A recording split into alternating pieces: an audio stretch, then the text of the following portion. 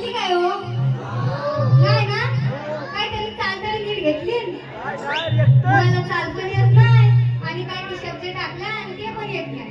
बघा, माझी गवळण कशी होती? आनंदाचा पोर हरण खोर घोडियाची मी मोडली हातात धरून मी ओढली घोडियाची मी फोडली. हा विषय सागरगोटीचा होता, बरोबर? आणि बुवानी कटिंग कुठली दिली? विटके आणूची, बरोबर ना? बुवानी या विषयाला धरून बुवानी कटिंग द्यायला पाहिजे होती, पण त्यांनी त्याची दिली नाही, बरोबर?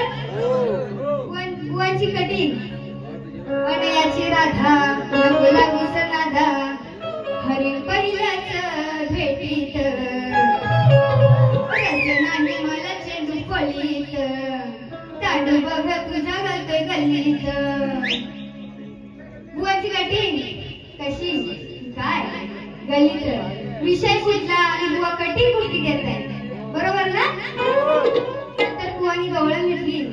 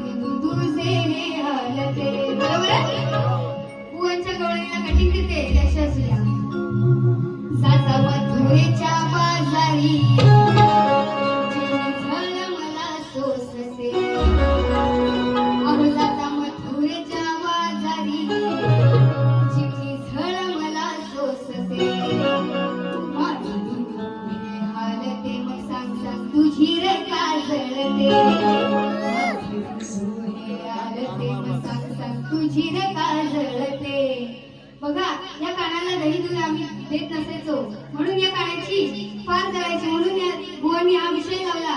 हे दादा 1 2 3 स्टार्ट.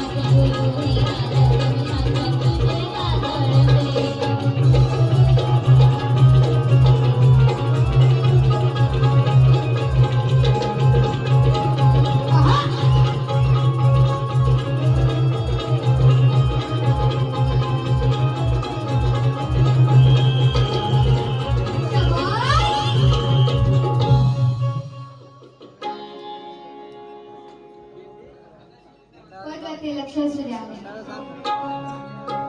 तुमचं देखील लक्ष असू द्या.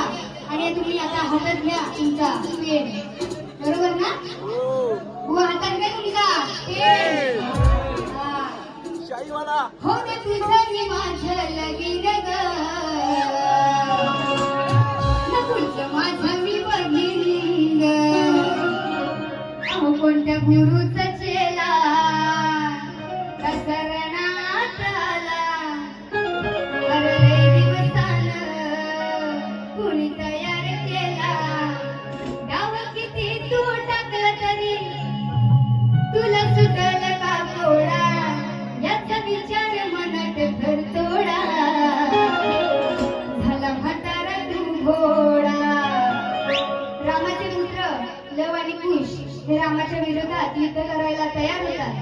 तेव्हा तेव्हा प्रभुराम त्या बालकाला सांगतो की या माझ्या पिसाळलेल्या घोड्याला जो कोणी दोरी लावेल त्याच्या बरोबर मी युद्ध करायला तयार होईल.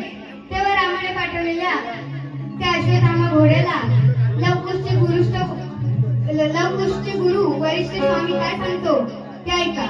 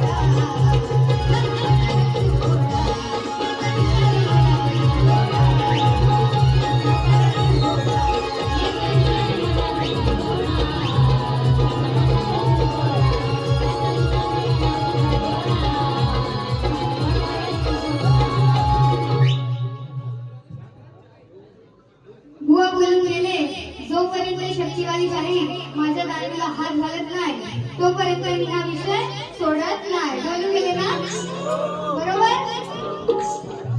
बुवा जर रत्नागिरी पासून रायगड पर्यंत सर्व शक्तिवाल्या शाहीर एकत्र आल्या आणि जर तुझ्या दांडूला हाल घातली तर तुझा दांडू घरच्या कामाचा राहील काय.